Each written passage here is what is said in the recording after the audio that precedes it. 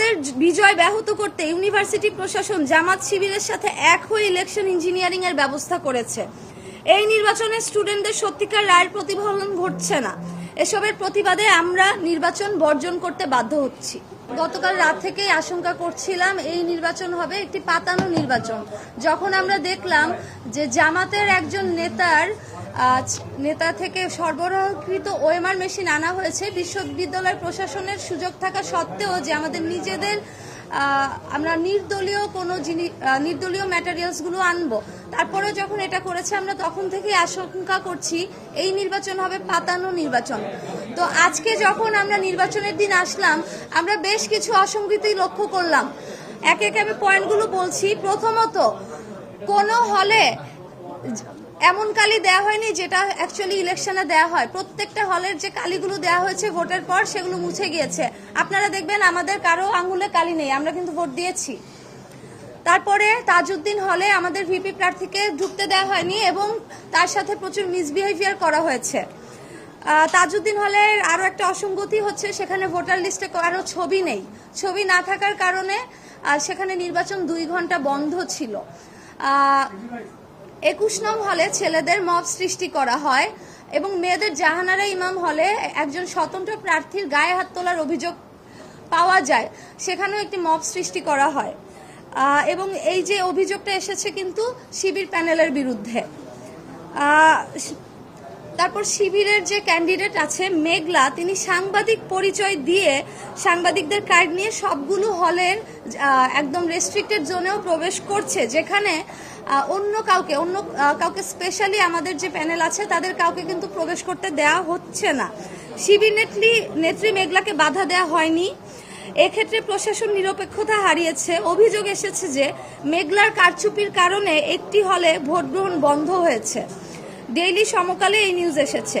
অন্য ক্যান্ডিডেটরাও এই কমপ্লেন করেছে, কিন্তু প্রশাসন কোনো ব্যবস্থা নেয়নি।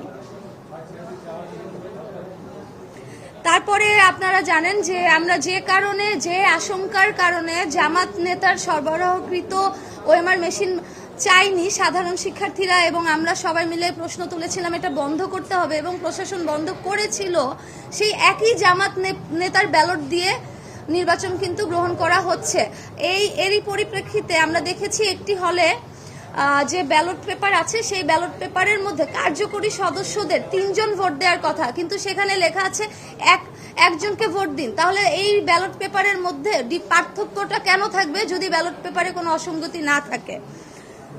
সব হলে আমাদের যে পোলিং এজেন্ট আছে তাদেরকে থাকতে দেওয়া হয়নি, কিন্তু আমরা দেখেছি সকাল 8টা থেকে শিবিরের যে পোলিং এজেন্ট আছে তাদেরকে কিন্তু নির্বিঘ্নে প্রবেশ করতে দেওয়া হয়েছে। শিবিরের ভিপি প্রার্থী প্রশ্ন তুলেছে ইউনিভার্সিটি কেন 10% এক্সট্রা ব্যালট পেপার ছেপেছে।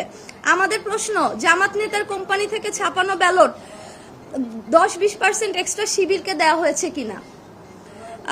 হলগুলোতে আমাদের প্রার্থী ও এজেন্টদের যে বাধা দেওয়া হয়েছে ওই জাল ব্যালট দিয়ে ভোট কাস্ট করা হয়েছে কিনা। আমরা লক্ষ্য করেছি মেয়েদের হলগুলোতে আইডি কার্ড চেঞ্জ করে করে একই মেয়ে বারবার ভোট দিতে গিয়েছে, কিন্তু প্রশাসন সেক্ষেত্রে নীরব থেকেছে।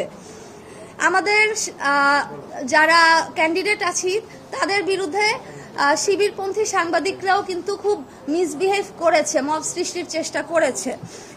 সুতরাং এসব ঘটনা প্রমাণ করে আমাদের যে জাকসু নির্বাচন সেটা টোটালি ইলেকশন ইঞ্জিনিয়ারিং করা হয়েছে, কোনোভাবেই সুষ্ঠু নির্বাচন হচ্ছে না। এটা একটা পরিপূর্ণ কারচুপির নির্বাচন, প্রহসনের নির্বাচন। আমরা দাবি করেছিলাম জামাত নেতার ছাপানো ব্যালট বাদ দিয়ে নির্বাচন করতে। ভিসি ও রিটার্নিং অফিসার আমাদের দাবি মানেন নাই।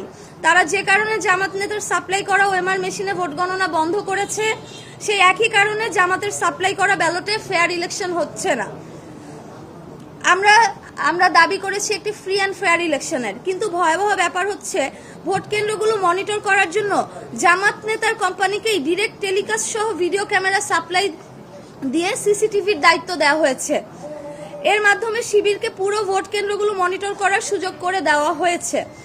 আমাদের বিজয় ব্যাহত করতে ইউনিভার্সিটি প্রশাসন জামাত শিবিরের সাথে এক হয়ে ইলেকশন ইঞ্জিনিয়ারিং এর ব্যবস্থা করেছে। এই নির্বাচনে স্টুডেন্টদের সত্যিকার রায়ের প্রতিফলন ঘটছে না। এসবের প্রতিবাদে আমরা নির্বাচন বর্জন করতে বাধ্য হচ্ছি।